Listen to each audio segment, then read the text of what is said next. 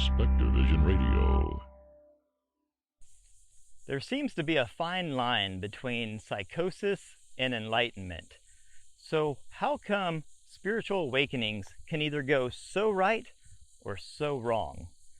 Let's break it down, and I'm going to use my own spiritual awakening as a backdrop and then everything I've learned since then to help explain what's actually happening when somebody has a quote-unquote spiritual awakening.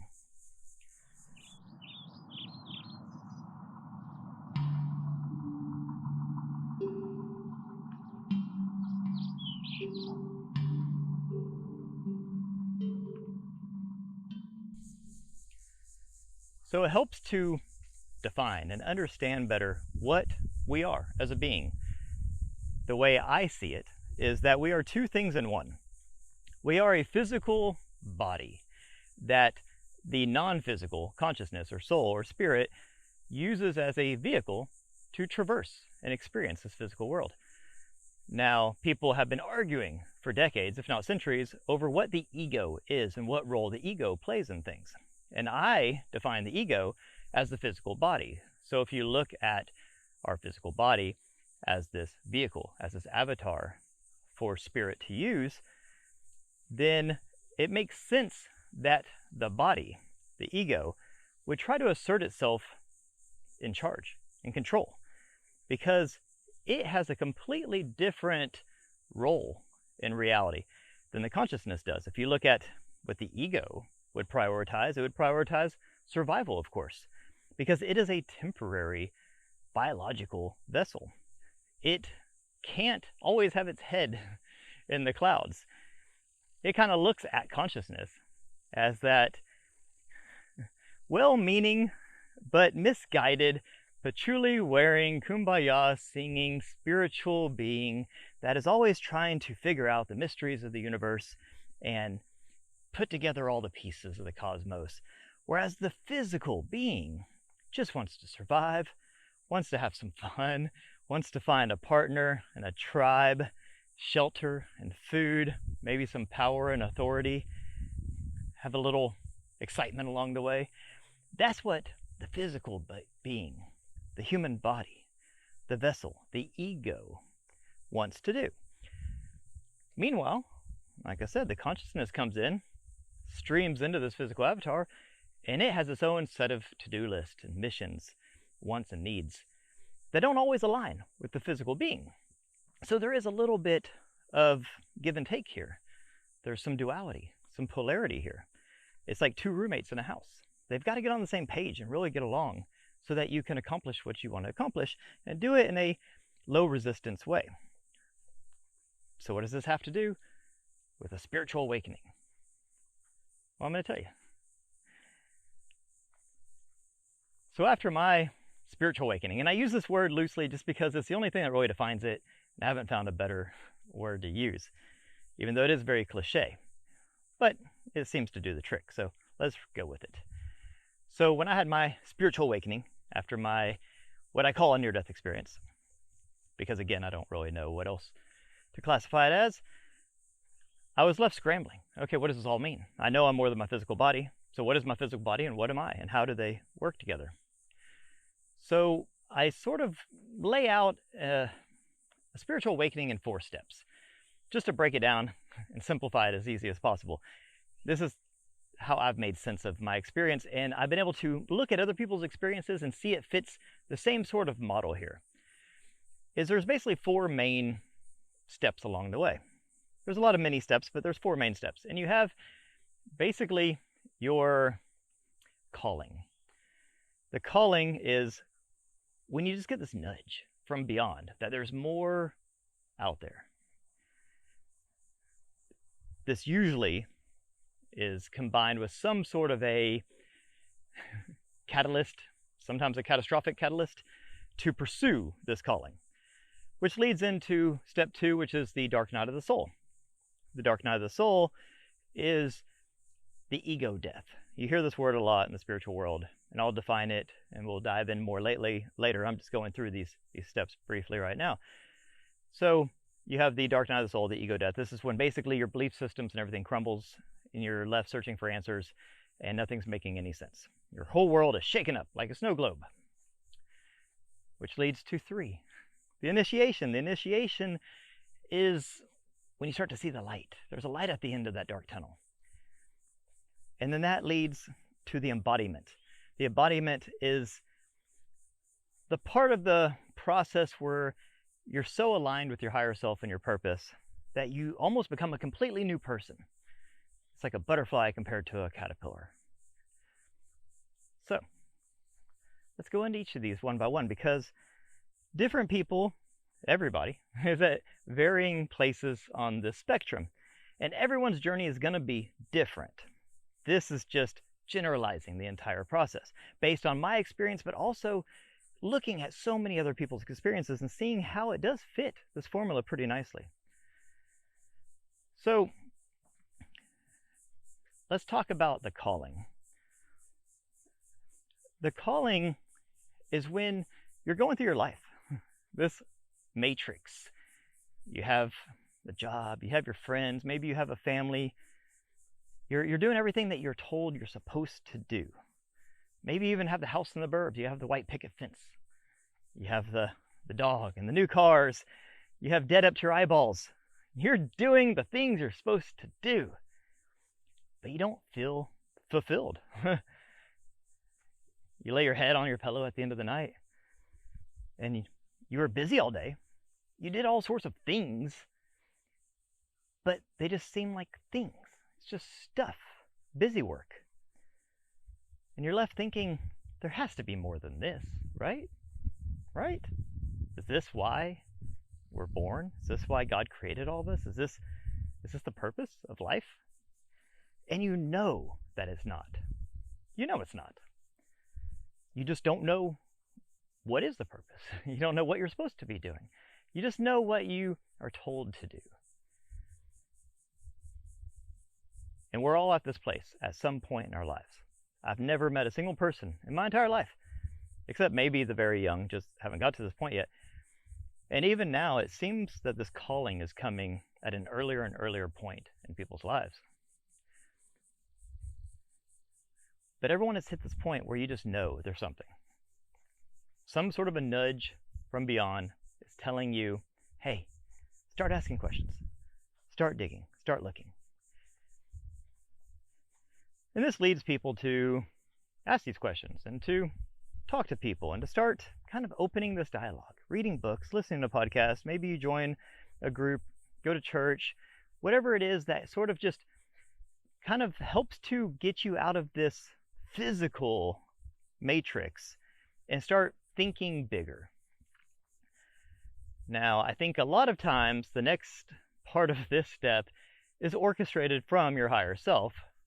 We'll get more into what the higher self is later, but there seems to be things that happen, and I can describe it like this. Say your higher self is up there and it's watching you navigate life, and it knows what you came here to do. It knows that you have a to-do list, some missions that you came here to fulfill in the sojourn, and it's just letting you, kind of bump around and do your thing. But it knows at a certain point it's going to have to intervene. Not intervene as in like impeding on your free will, just intervene to kind of sometimes light a little fire and say, hey, speed things up. The clock is ticking, right? And there's a quote that I love. I use it a lot in the medical world. It's listen to your body when it whispers so that you don't have to hear it scream. Now, I love this because our bodies are a biofeedback machine. They're constantly talking to us. But we're not good at listening to them whisper. So every once in a while, your body has to raise its voice a little bit. And in its defense, it'll say, hey, I was trying to be gentle. I gave you all sorts of nudges. You just weren't paying attention. You weren't dialed in. You weren't listening. Now, when people have these callings, say it's a calling to go to Costa Rica and do an ayahuasca retreat, right? And you might think, oh, that's kind of out of the ordinary for me, but I have this calling to do it. That's just an example. That's your higher self. That's something beyond that's saying, hey, we're trying to get through to you. It's just not working. So maybe this thing, which we're disguising as a fun retreat to some tropical destination, this will be the catalyst. This will be the thing that'll get through your thick outer candy shell. That's why a lot of times people are called to these types of experiences like that. Maybe it's something not as extreme, or maybe it's more extreme. Maybe your higher self has to shake up your snow globe so hard with some sort of a near-death experience, or a alien encounter, or a spiritual apparition that comes out of nowhere and delivers a message to you that just completely blows your world and shakes your entire reality to its core. This is usually what happens towards the end of the calling phase, because the calling phase is a call to action. It's a call to investigate what is more.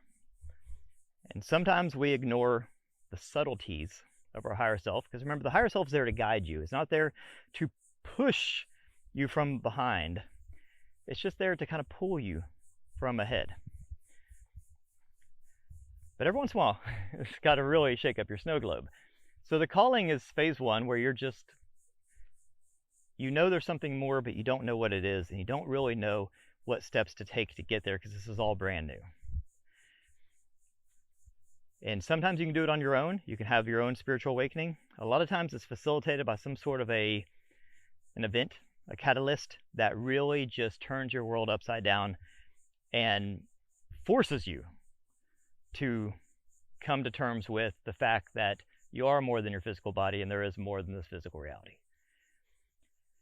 Now, I started this whole talk off by talking about the fact that we are two things in one. We're a physical body and what I call the human self and the higher self. We're a fusion of these two things. So step two in this process is the dark night of the soul, the ego death. The least fun part of the entire spiritual awakening process. So what gives? Why? This process is so positive and uplifting and empowering. Why would we have this dark pit of despair that everyone seems to fall in? And it's rare to find someone that goes through the spiritual enlightenment process and does not have a dark night of the soul, period.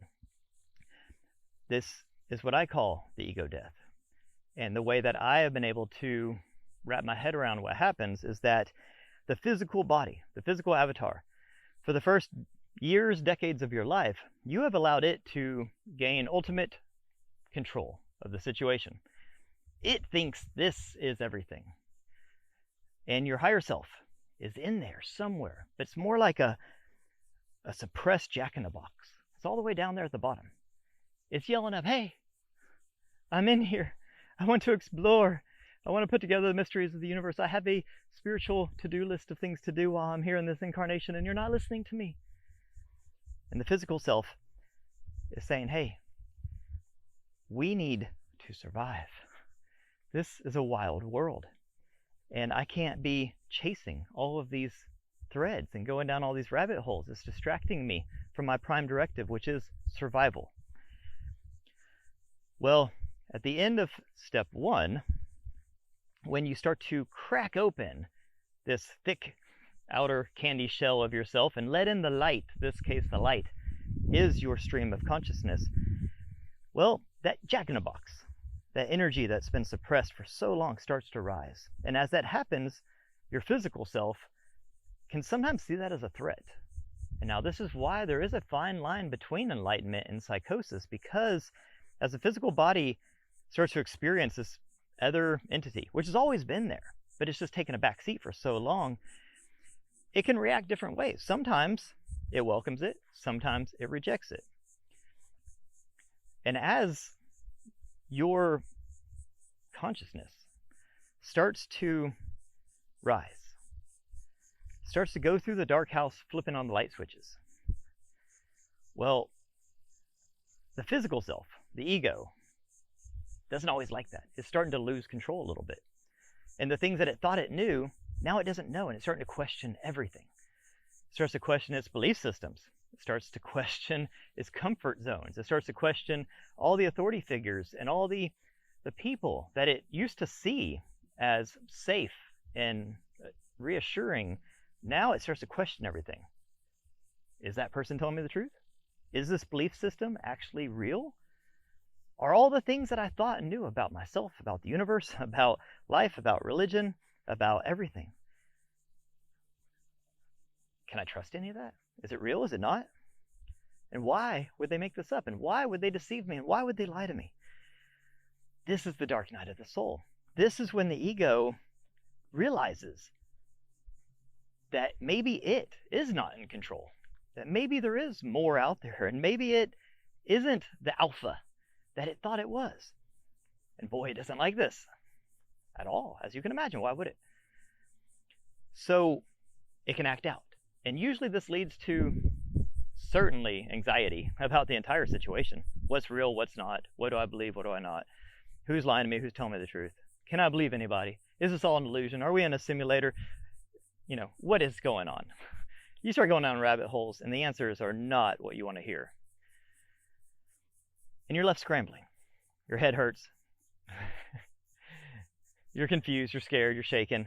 And a lot of times, this can lead to negative outcomes. But you have to push through. You have to realize this is part of the process. So your body at this point, your human self, your physical self, is scared. It's vulnerable, and it can lash out. So it's up to you as the higher self to talk to it. Like a coach in a team. Your higher self is the coach, your physical body is the team. You know, you got to increase the morale. You got to be the motivating, inspiring confidence booster that brings everybody together and unites everybody and tells them, hey, we're going to do this together. We're going to get through this together. You know, hang in there. You really got to talk to yourself, because this part, this dark night of the soul, is where most people get derailed. But you got to keep going, because it gets so much better. So after you make it through the dark night of the soul, you make it through the ego death. Your ego is not dying. It's just simply welcoming its new roommate. It's welcoming its other half, and it has to integrate. And it actually has to, at a certain point, retreat a little bit and realize, okay, I'm safe. My job is for us to survive. And you, as the coach, have to look at it and say, hey, I appreciate everything you're doing. You're keeping me alive. You being skeptical, you being sometimes paranoid, you being, scared and fearful and fear-driven. All these things keep me alive. It's all very important stuff. And I appreciate you doing what you do. But now we're at a new phase in our journey where I still need you to do the things you're doing. Don't stop doing them. But I need you also to allow me, the higher self, the consciousness, to do what it is I'm here to do. Remember, teammates, roommates. And when you forge this friendship with yourself, and you make sure that your human self is seen and understood, I know what it is you want and need, and I'm going to deliver that for you. And when your human self sees your higher self as not an invader, not a threat, and it can say, okay, I know what you're here to do, and I'm going to help you facilitate that, and we're going to work together, amazing, incredible things happen. But you got to get through this phase, and it's a toughie. And once you're on the other side of that, then begins step 3, which is the initiation. Now, the initiation is incredibly important because this is when your higher self, your spiritual side, is in the driver's seat. And for a lot of people, this will be the first time that it's ever been in the driver's seat. So this is an entirely new experience. And it can feel very surreal because your higher self and your human self are very different. Remember, you're not one thing, you're two things. And your higher self has been a passenger in the car for most of your life. And it has been watching and learning and integrating.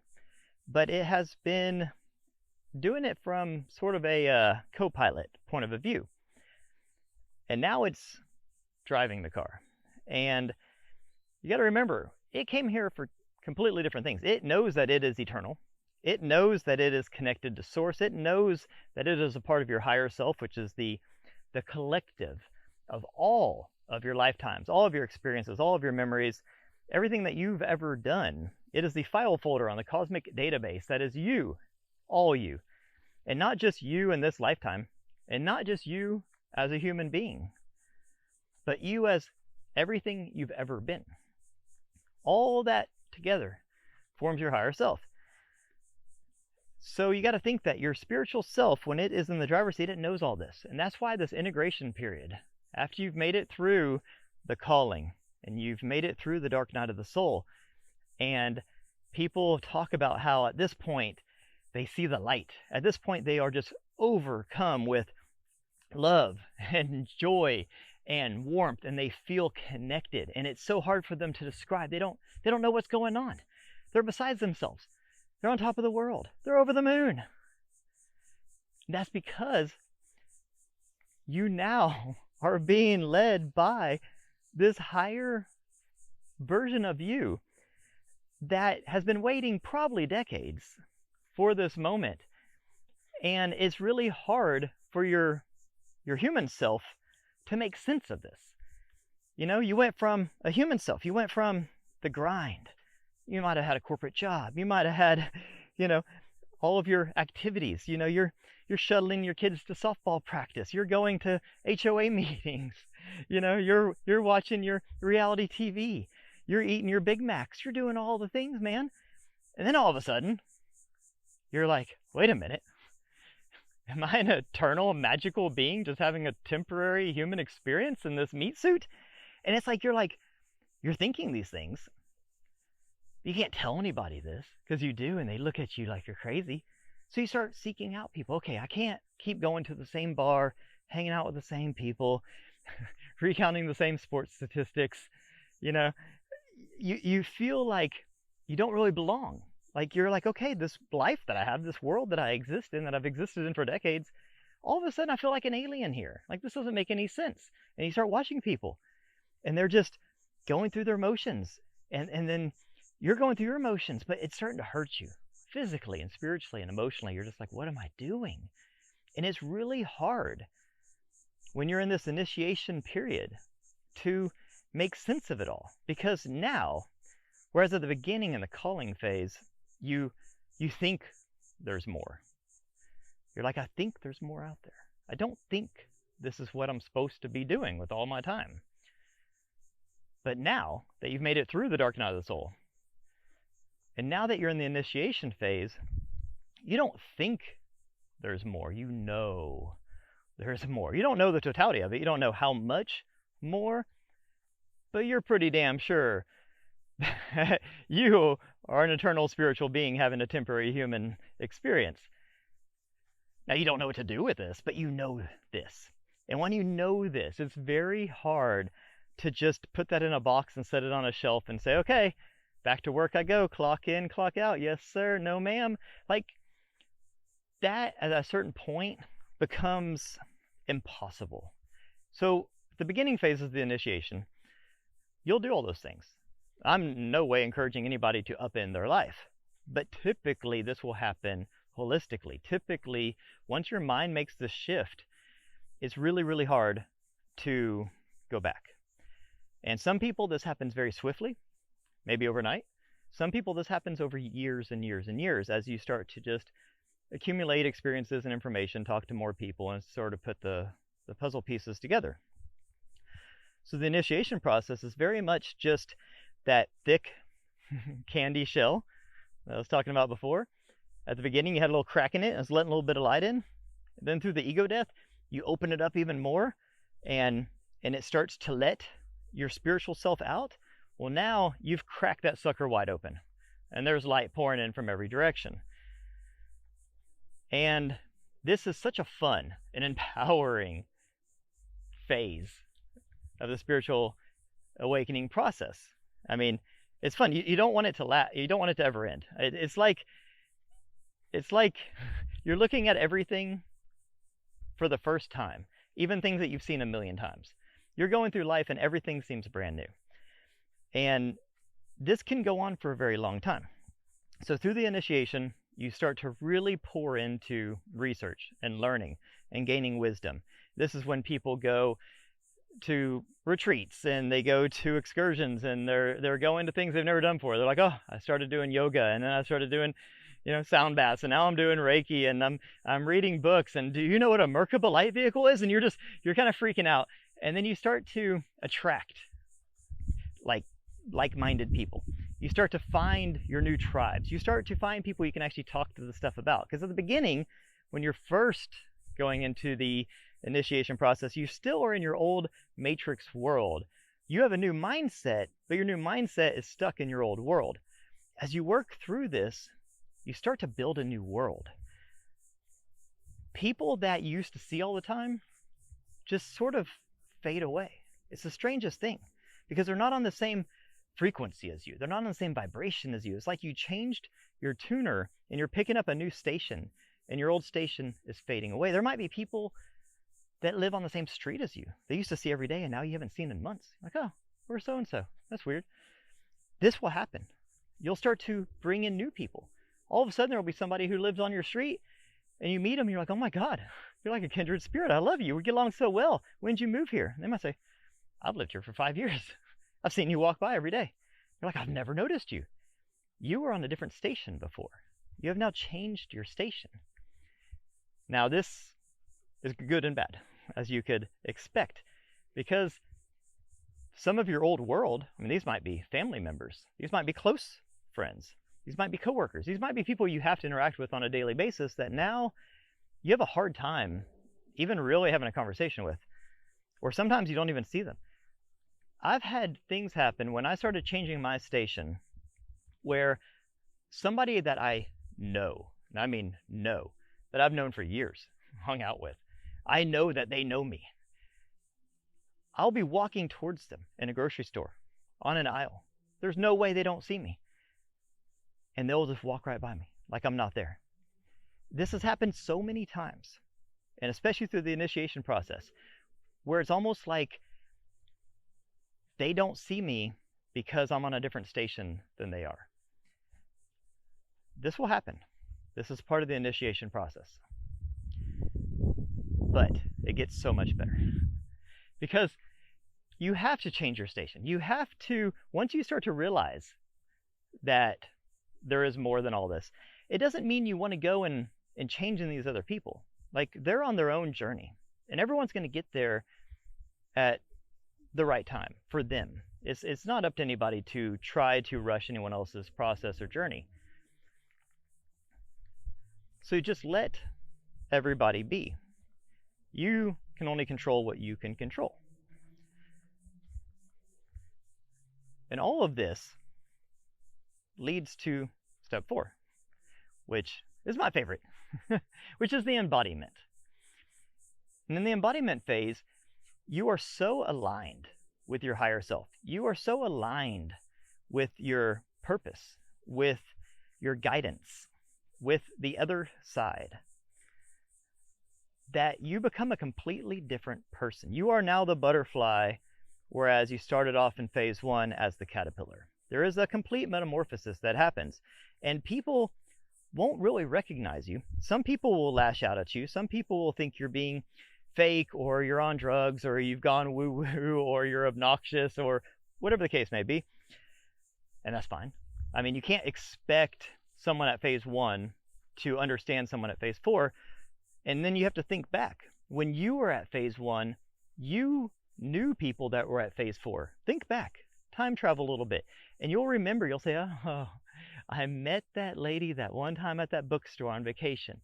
And she was telling me about consciousness and spirituality and meditation. And I thought she was the craziest person, but she was so sweet, and she had this nice cat.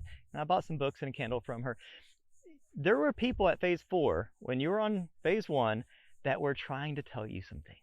You just weren't listening because it didn't make any sense to you. It was a different language. It didn't resonate. You had no context. You didn't know where to put that information. So you smile and you wave and you move on. Now, when you finally get to phase 4, you are that person. And now what your job is to embody this duality, to be the ultimate you, to serve your higher self and your life's path and purpose to the best of your abilities, while trying to spread as much light and love as humanly possible, and be that catalyst for somebody else. Be that guiding star for somebody who is at varying levels of this path. So obviously, if someone's at phase 1, it's up to them to really facilitate their own awakening process. But once they get going, once you get cooking and you're moving up the ladder, then the people at phase 3 can really help the people on phase 2, and the people at phase 4 can really help the people on phase 3. And everyone becomes a teacher and a guide for someone else. And I'm not saying all this as if I'm on stage 4. I have no real idea where I am, because it really is a lot easier to look backwards down the road and see where you were than to really realize where you are. And there might be 5 more phases after these 4 that I'm laying out here. This is just the extent of my personal experience. And I'm not in any hurry to get to the end. It's like when you're climbing a mountain of life, right? If you look at life as a mountain, there's only going to be one summit point. There's a lot of peaks and valleys, but there's only one summit. There's only one top. And you don't want to hurry and get there, because then everything's downhill from there. So take your time on all this and enjoy it. And let it happen at its own pace. The most important advice I can give through the whole process is to tune in to your higher self. Your higher self is not going to just bash you over the head with information. We are here to learn. This is a free will learning simulator for consciousness development, and we are here to learn at our own pace and in our own way. Our higher self is there to just make sure we don't get too far off course, because it knows what ultimately we came here to accomplish. So look at it as the best advisor and guide and mentor you could ever have. You're a part of this mastermind group that you didn't even know existed. And membership is free. Take advantage of this. So the best way to do that is to meditate, which meditation, don't overthink it, is simply just reducing your sensory inputs so that you can tune into your signals. So if you think about it, we have 5 senses, at least, but our main ones, we taste things, we hear things, we touch things, we see things. Those are constantly bringing in data. And then our brain has to compute all that data. And it's busy most of the time just computing that data. What is that? What's that sound? What's behind that bush? Right? That's what we're doing all the time. The beauty of meditation, the reason meditation works so good, is because for that amount of time, you have quieted the noise around you, you have closed your eyes, you stopped tasting things, you stopped touching things. All that sensory input goes away. What are you left with? Well, you're left with your thoughts. What are your thoughts? Well, a large part of your stream of thoughts is your connection to your higher self. Remember, we're a receiver. We receive information. So the best way to stay in tune, to get updates, to hear these nudges, to hear them when they're whispers so they don't have to turn into screams, is to quiet all that information that's coming in from your senses and just connect. And use intention. Intention is like a prompt when you're prompting like an AI. Intention is the prompt. Intention is the, what is it I want to know? What is it I would like to understand? And I use this one all the time. I get into my meditative state. I connect to my higher self. I have a visualization exercise that I do, where essentially I see myself as a radio. And remember how you used to pull up the antenna? I pull that antenna all the way up into the bubble and the astral of my higher self to make that connection, to pierce that bubble. And then I say, let me know the one thing, the most important thing that I need to know right now for my journey. The one thing I need to know right now. Don't try to overcomplicate things. Don't try to get every answer to every question, to every mystery. Focus on the most important thing I need to know right now to be successful on my journey. And wait for that to come in. Sometimes it comes in instantly. Boom, answer. Sometimes you'll get it in the dream that night. Sometimes you'll get it in some synchronicity over the day. Somebody will walk up to you and say, oh, I was reading this book yesterday and they talked about such and such. You're like, oh my God, that resonates. That's it. So just after you ask the question, be receptive, be open to the answer coming in any way. But the best thing you can do through this whole process, doesn't matter if you're on step 1, step 4, step 10, is to be tuned in. And tuned in to your higher self. Because there is a hierarchy. It's a drip down system. So source, higher self, physical self. And when you're tuned into your higher self, it's tuned into source, and you're getting this pure stream of information. And you're getting it from a source that has your success in its best interest. It wants you to succeed because it is you. So you can trust it. And you'll learn discernment. You'll learn how to feel it resonates. Go with your gut and your instinct of what is you, what is your higher self, and what might be a random thought or something else. But just generally speaking, through this whole process, step 1, step 2, step 3, step 4, tune in to your higher self. Ask for guidance. Ask for input. So many times when I'm talking to people about these things, they'll say, my higher self never helps me. I feel so alone. I feel so lost. And I'll say, have you ever asked? It seems so simple. Have you ever asked? No, I've never asked. Why would I have to ask? It should just know. Well, this is a free will simulator for your consciousness to develop. You wouldn't go to your kid's school, bust in on test day, and start giving them all the answers. What would be the point of them going to school? Your higher self would never do that to you. It will not impede on your free will, but it loves to help. It's waiting to help, but will only help if you ask. Try that. Let me know how that goes. And I would love to hear your thoughts on everything we talked about today. And I can't wait to talk to y'all in the next video. Have a beautiful day. Peace.